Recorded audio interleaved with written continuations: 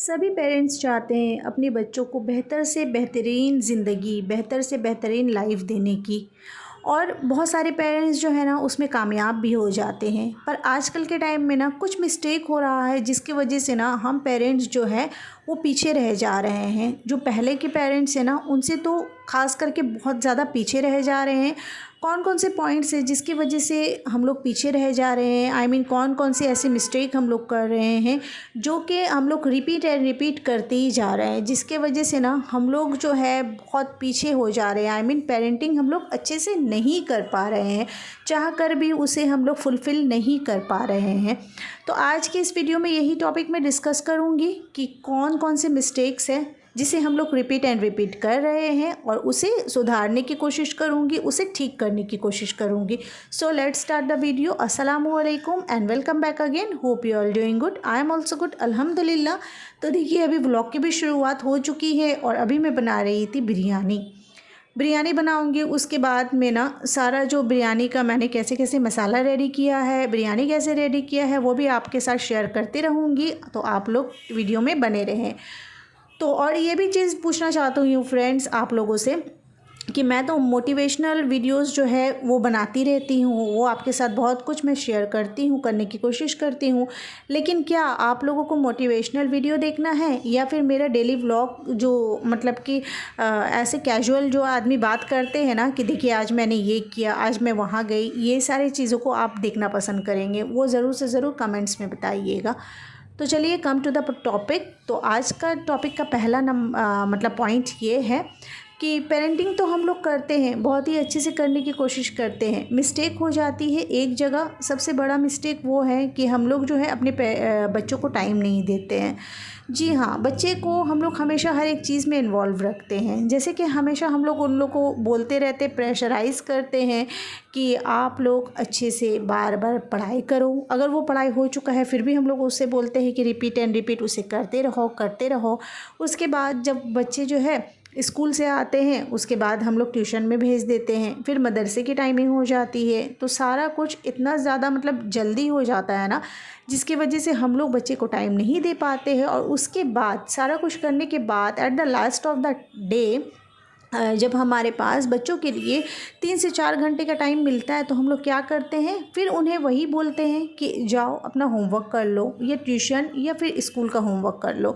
उसके बाद उनका जो टाइम है जो वो पेरेंट्स के साथ स्पेंड करें, वो टाइम हम लोग बिल्कुल भी उन्हें नहीं देते हैं। तो ऐसा हम लोग क्यों कर रहे हैं? आप अगर याद करें तो आपको पता चलेगा कि हम लोग के टाइम में जब हम लोग का चाइल्डहुड था, जब हम लोग छोटे थे, तो हम लोग क्या करते थे, हमारे पेरेंट्स जो है हमें बहुत सारा टाइम देते थे। सारा कुछ पढ़ाई वगैरह तो हो जाता था, उसके बाद उन लोग हम लोगों को इतना ज़्यादा टाइम देते थे, इतना मतलब कि बहुत सारी बातें, बहुत सारी कहानियाँ शेयर करते थे, सुनाते थे। कुछ कहानियाँ सच्ची भी होती थी और कुछ बनावटी कहानियाँ, जैसे कि जिससे हम लोगों को सुनने में खुशी मिले। तो बहुत सारी ऐसी भी होती थी। तो आप लोगों को भी शायद ऐसा आपने भी मतलब अपने चाइल्डहुड में एंजॉय किया है ये सारी चीज़ों को। तो जो हमने एंजॉय किया है ना, वो सारी चीज़ों को हम लोगों को चाहिए कि अपने बच्चों के भी साथ करना। जी हाँ, आज हम पेरेंट्स बन गए हैं तो हम लोग वो दिन याद करें ना कि हमारे पेरेंट्स हमारे साथ कैसा करते थे। सख्ती करें लेकिन आपको हर बार नहीं करना है। आप मतलब बच्चों को बिज़ी रखें, लेकिन ये ज़रूरी नहीं है कि हर वक्त हर टाइम आपको बिज़ी रखना है। नहीं, ऐसा करना बिल्कुल भी ज़रूरी नहीं है। ऐसा करने से बच्चों का और पेरेंट्स के बीच का जो कम्युनिकेशन होता है ना, वो बहुत ज़्यादा गैप हो जाता है और जिसके वजह से बच्चे पेरेंट्स से बहुत दूर होते जाते हैं। पेरेंट्स का वो रिस्पेक्ट नहीं करेंगे। वो आगे जा कर के जब थोड़े और बड़े हो जाएंगे उसके बाद, तो अभी अगर डर से वो आपका रिस्पेक्ट कर रहे हैं, लेकिन जब वो थोड़ा और बड़े हो जाएंगे, जब जवान हो जाएंगे, तो आपका रिस्पेक्ट बिल्कुल भी नहीं करेंगे। इसलिए मेरी प्यारी फ्रेंड्स, आप लोग अपने बच्चों को टाइम दें, ज़्यादा से ज़्यादा टाइम देने की कोशिश करें। और साथ में ये भी बोलूँगी, हाँ, अभी के टाइम में एजुकेशन बहुत ज़्यादा ज़रूरी है। वो सारा चीज़ हो जाने के बाद मैंने जैसे आपको कहा कि 2 से 3 घंटा या 4 घंटा आपको बच्चे के साथ में टाइम स्पेंड करने को मिलता है ना, तो खुशी वाला टाइम स्पेंड करें, ना कि उन लोगों को डांट कर, बार बार उन लोगों के ऊपर चिल्ला कर। ऐसा करके बिल्कुल भी ना करें।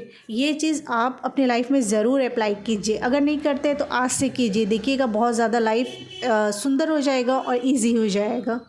And coming to the second point, अगर आप लोग अच्छे पेरेंट्स बनना चाहते हो ना, तो सबसे पहले आप अपने अंदर का गुस्सा जो है वो कम करो। जी हाँ, हम लोग बहुत ज़्यादा गुस्सा कर देते हैं बच्चों को। जैसे कि अगर बच्चे ने कभी कुछ झूठ बोल दिया या फिर कुछ गलत काम कर दिया उन्हें, जो कि नहीं करना चाहिए, जैसे कि कभी कभी होता है वॉल में लिख दिया या ऐसा कुछ, और अगर हम लोग जब पूछते हैं कि कौन इसे किया है, तो उन लोग झूठ बोलना शुरू कर देते हैं। क्यों?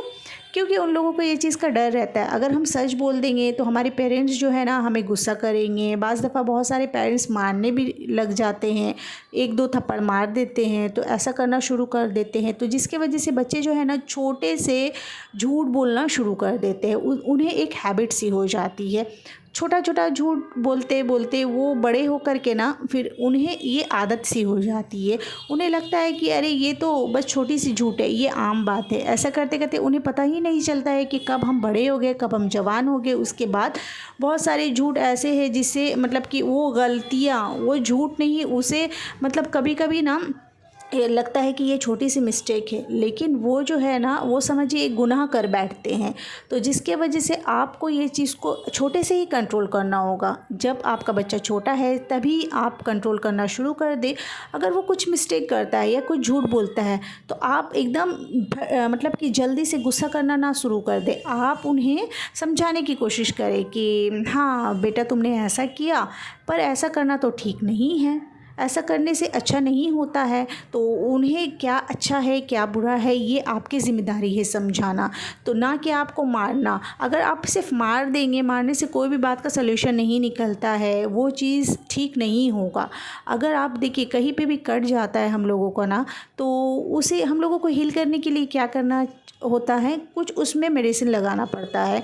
अगर हम लोग उसे हील करने के लिए बस उसमें और मारते रहेंगे या फिर उसे और ऐसे ही छोड़ देंगे तो इन्फेक्शन हो जाएगा, और अगर उसमें कुछ पट्टी वगैरह नहीं करेंगे तो वो इन्फेक्शन हो जाएगा ना।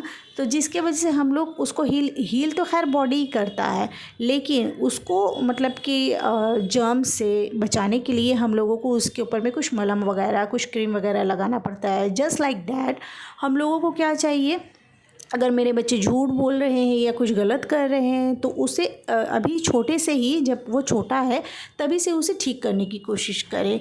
हमेशा मार धर करना या फिर ज़ोर गले में ज़ोर आवाज़ में उन्हें डांटना ये ज़रूरी नहीं होता है। थर्ड एंड लास्ट पॉइंट आज का ये है ना फ्रेंड्स कि पेरेंटिंग जो है हम लोग सीखते नहीं हैं, कहीं कभी भी हम लोग सीख करके इसे अप्लाई नहीं करते हैं, बस हम लोग करते ही जाते हैं और बच्चे देख करके हमें सीखते हैं।